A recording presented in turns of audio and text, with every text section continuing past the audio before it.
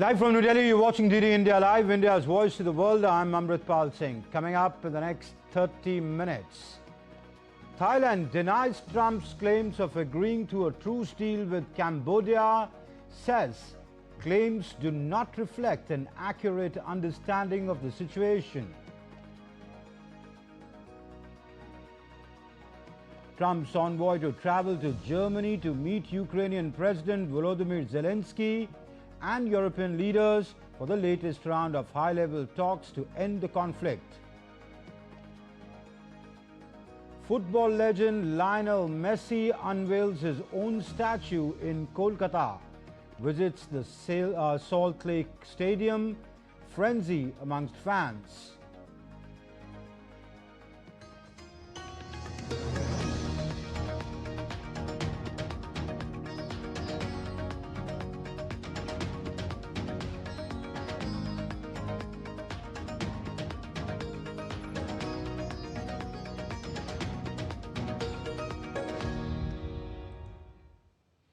Thailand has denied US President Donald Trump's claim that a truce with Cambodia was agreed during a phone call as fighting between the two countries continues for a sixth day. The Thai Minister of Foreign Affairs, Sehaska, said that Trump's claims do not reflect an accurate understanding of the situation.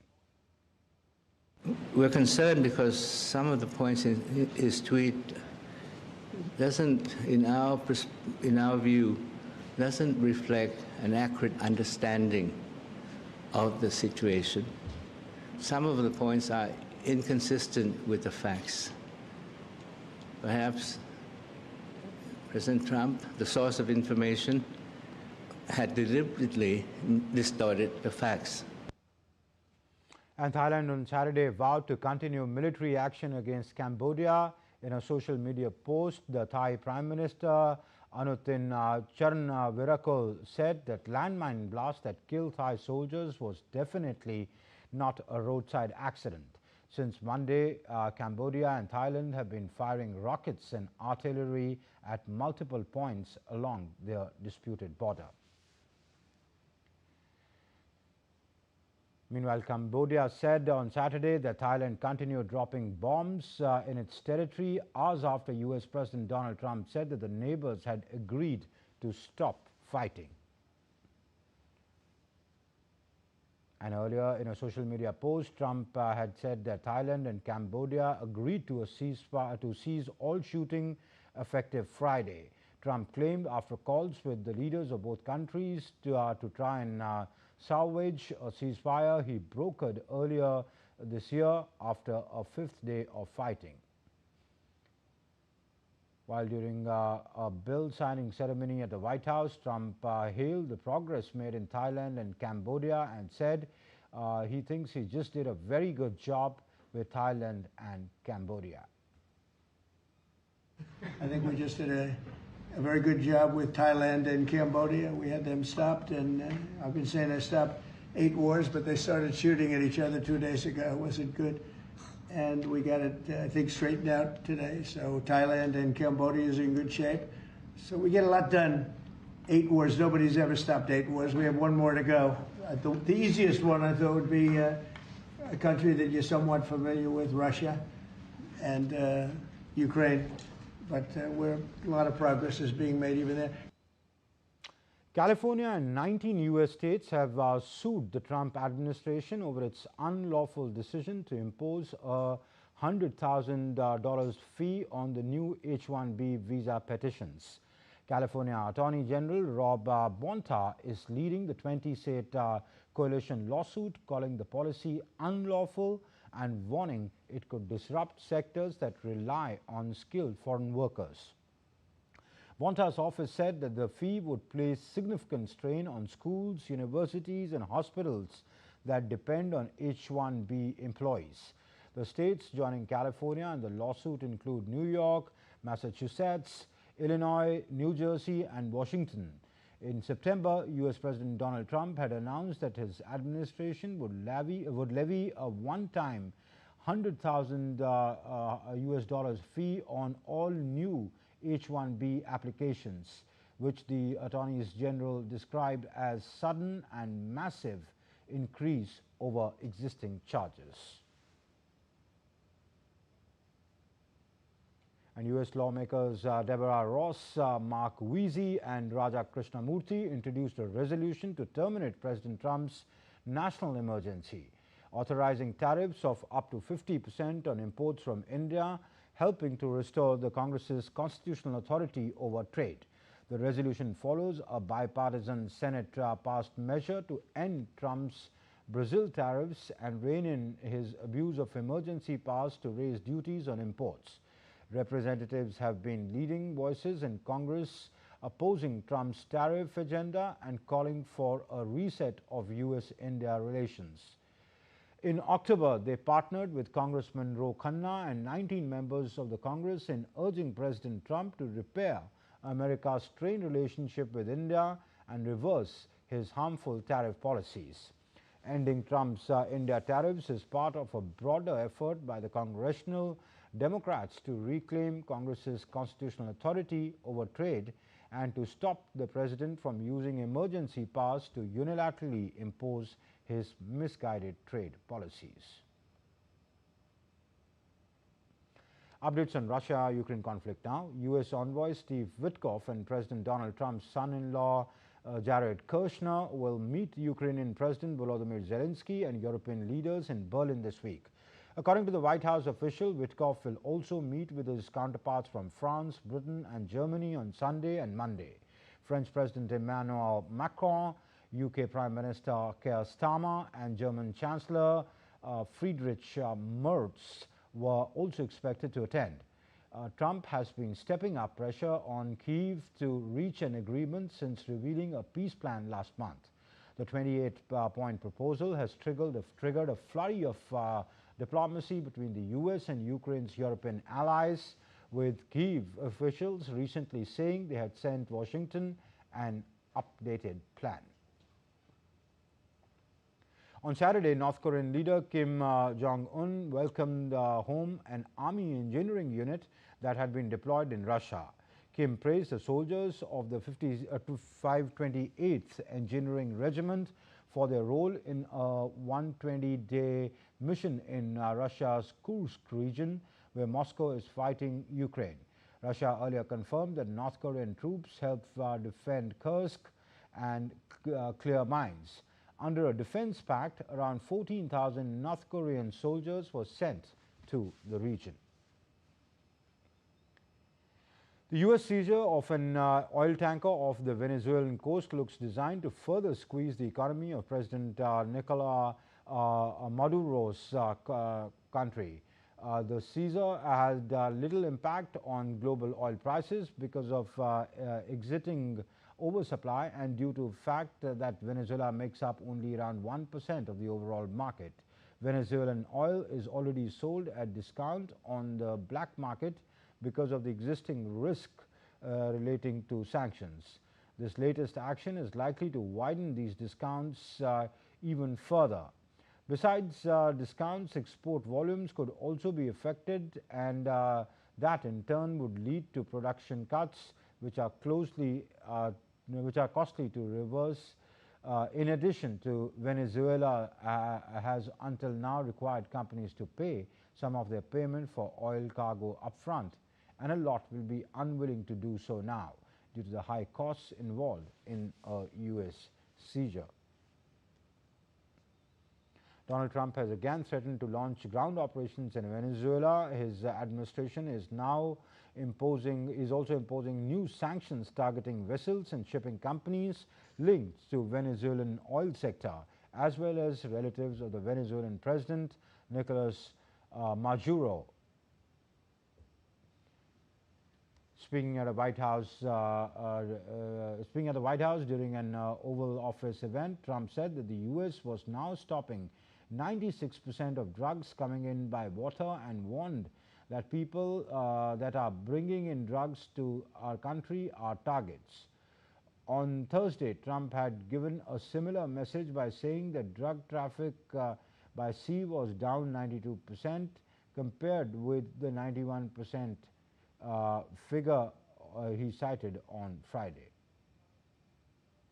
But we are knocking out drugs at levels that nobody's ever seen before. We knocked out 96% of the drugs coming in by water, and nobody can figure out who the 4%. I wouldn't want to be the 4% either, but 96% of the drugs coming in by water. Every one of those boats you see get shot down, you just saved 25,000 American lives. But we knocked out 96% of the drugs coming in by water. And now we're starting by land, and by land is a lot easier. And that's going to start happening. And we're not going to have people destroying our youth, destroying our families. Thinking about youth, everybody. Former Bolivian President Luis Arce Catacora entered the San Pedro prison on Friday after a judge ordered him held in a pre-trial detention for 5 months as part of an investigation into alleged embezzlement. Arce, who left office last month, will likely be tried for alleged economic misconduct while serving as the economy minister under ex-leader Evo Morales. A hearing has also been scheduled for May 12th next year. The investigation into Arce focuses on alleged irregular disbursements from a fund known as the Indigenous Fund and intended to finance projects for indigenous communities. Arce was detained by the police on Wednesday and has denied any wrongdoing. The judge said that during his pre-trial detention, Arce will be held separately from those serving their sentences in the La Paz prison and will be able to request to leave for health reasons when necessary. The United States has accused Rwanda of fueling instability as the M23 rebel group in Eastern Democratic Republic of Congo threatens to derail U.S. President Trump's peace efforts to broker peace in the region.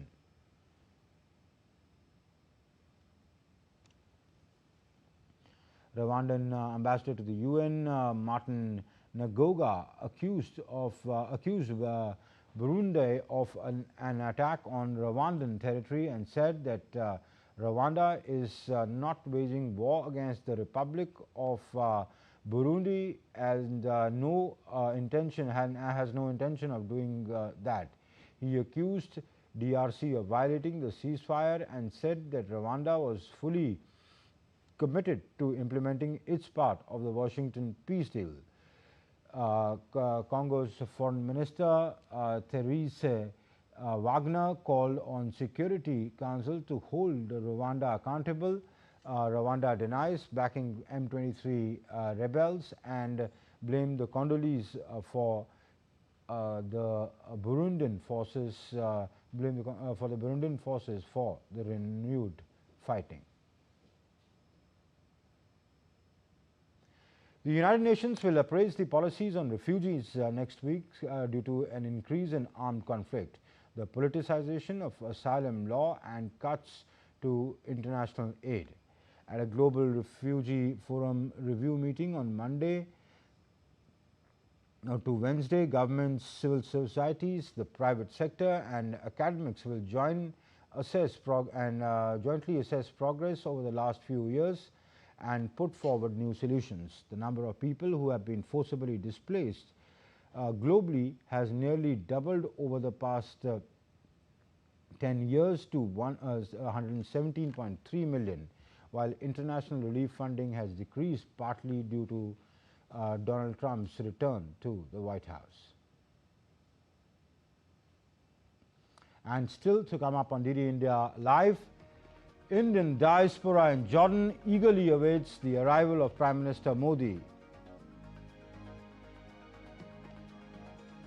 India pays tributes to those who laid down their lives during the attack on Parliament in 2001. India hands over 250,000 saline bottles to Peru.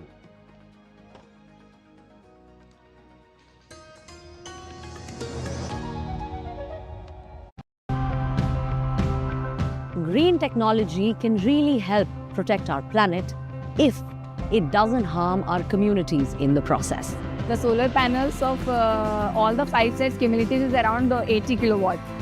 So per year there is a saving of around 1 lakh units. As long as you have high concentrations versus low, then you can sort of harvest energy this way. Each village has its own unique problems. We need to develop a scientifically sound, yet simple model that local people can understand and implement. Work outdoors where environmental conditions constantly change. Some weeds are larger, some smaller, with different leaf shapes. With AI, many of them can be learned and controlled much more easily. That's why AI is a small revolution in this field.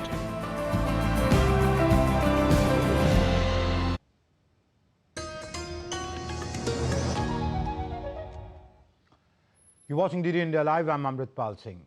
The nation salutes the courageous heroes who laid down their lives while protecting our parliament on this day in 2001.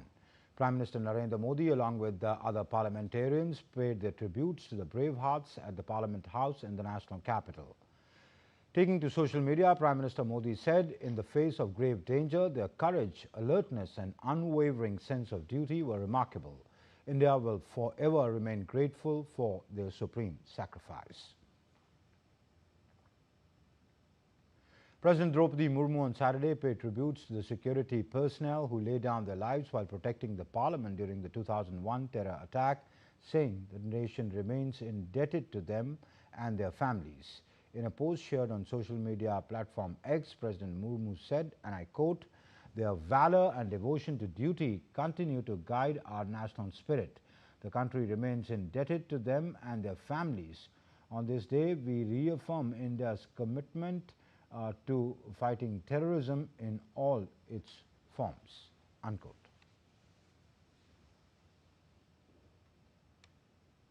And let's talk about the Prime Minister's visit to the three-nation visit to Jordan, Ethiopia and Oman.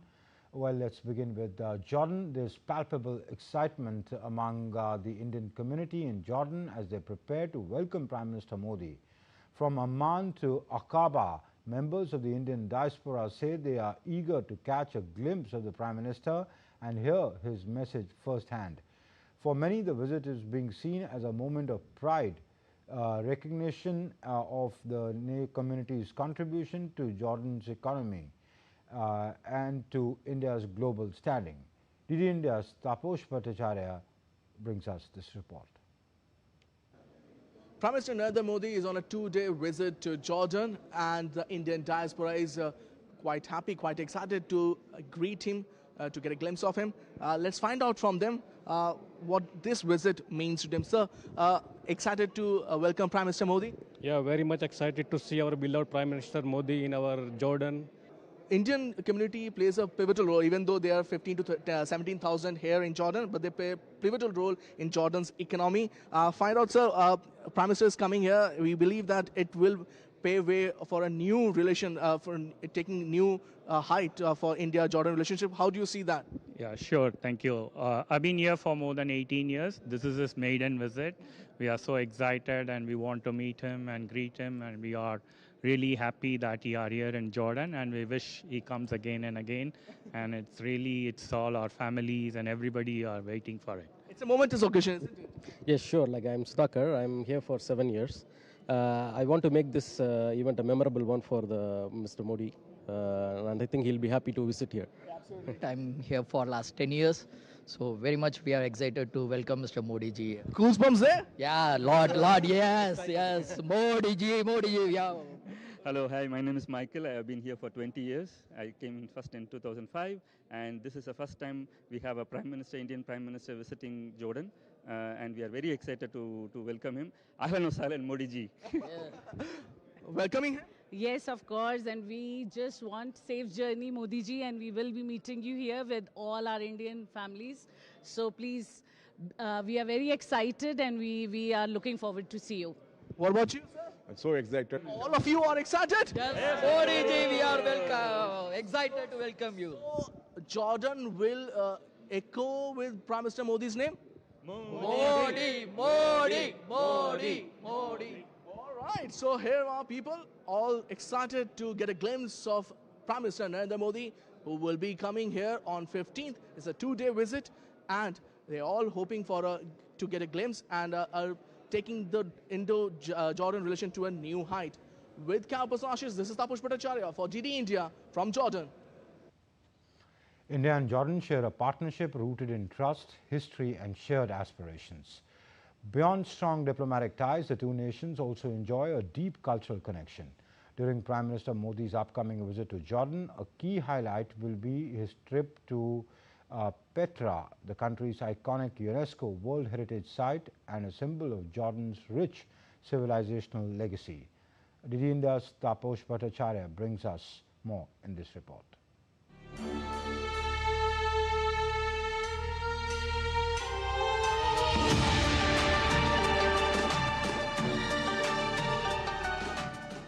Amidst the rugged mountains of southern Jordan lies Petra, the legendary rose-red city.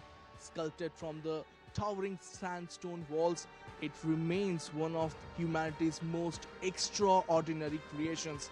More than 2,000 years ago, Petra was the thriving capital of Nabatean Kingdom, a major center of trade, culture and innovation, where ancient caravans from Arabia, India, Egypt and Mediterranean converged.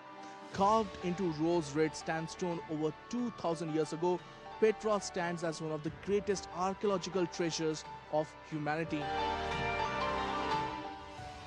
What makes Petra extraordinary is the architecture. The entire monument carved directly into sandstone cliffs, from elaborate tombs to grand temples and the iconic treasury just behind my back. This desert city was not just visually stunning, it was scientifically advanced. The Nabateans engineered a sophisticated network of water channels and reservoirs that transformed a harsh landscape into a flourishing urban hub. Recognized as a UNESCO World Heritage Site, Petra today stands as a symbol of human genius, endurance and cross-cultural exchange, a testament to the civilization that shaped this region. And soon, Petra will welcome a special visitor. Prime Minister Narendra Modi will walk through these ancient pathways during his visit to Jordan, paying tribute to one of the world's most extraordinary heritage sites and deepening Indo-Jordan cultural ties. With camera person Jai Shankar and Ashish, this is Taposh Bhattacharya signing off from Petra. And back home, India's Home Minister Amit Shah visited Bastar in Chhattisgarh on Saturday to attend the closing ceremony of the Bastar Olympics 2025. Addressing the gathering, he reiterated that the government's resolve to completely eradicate Naxalism from India before 31st March 2026. Minister Shah said that when he returns for Bastar Olympics 2026 in November-December, Naxalism will have been fully eliminated from Chhattisgarh as well as from the entire country. हमने तय किया था कि 31 मार्च 2026 के पहले समग्र देश से ये लाल आतंक को खत्म कर देंगे और आज बस्तर ओलंपिक 2025 में हम इसके कगार पर खड़े हैं। भाइयों बहनों, मैं 2024 में भी आया था, 25 में भी आया हूं और 26 में भी आऊंगा, ये मेरा वादा है। परंतु जब बस्तर ओलंपिक 2026 में नवंबर-दिसंबर में मैं आऊंगा, तब समग्र भारत और छत्तीसगढ़ से ये लाल आतंक नक्सलवाद समाप्त हो गया। India's handed over 250,000 saline bottles to Peru to support patients suffering from dehydration, reaffirming its role as a trusted development partner. The humanitarian assistance totaling 32 tons was formally handed over by Indian ambassador to Peru. Peruvian officials expressed appreciation of India's timely support. The Ministry of External Affairs said that the aid reflects India's commitment to solidarity with Global South partners. India and Peru share strong bilateral relations across sectors, including health, pharmaceuticals, energy, agriculture, defense, science and technology. In recent years, India has provided medical assistance to Peru during health emergencies. The government reiterated that India remains a reliable health partner and a first responder to the countries of the global south.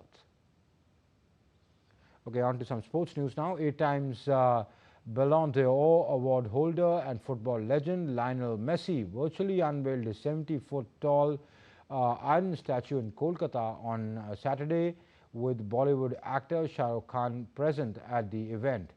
Kolkata witnessed a football and entertainment extravaganza on Lionel Messi and Shah Rukh Khan met each other in the City of Joy. With football fans around and dignitaries from coming from all over, Kolkata transformed into a hub of celebration, marking a historic moment for the sports and entertainment lovers in the city. That's it in this edition of DD India Live, but do let us know your thoughts on the news of the day. For those on the go, you can get all the latest news and updates from India and across the world on DD India's mobile app. The app is available on both Android and iOS platforms. Scan the QR codes that you see on your screen to download. And we'll be back with more news as it breaks here on DD India. I'm Amritpal Singh from my entire team here in Delhi. Thank you for watching DD India Live. Bye-bye.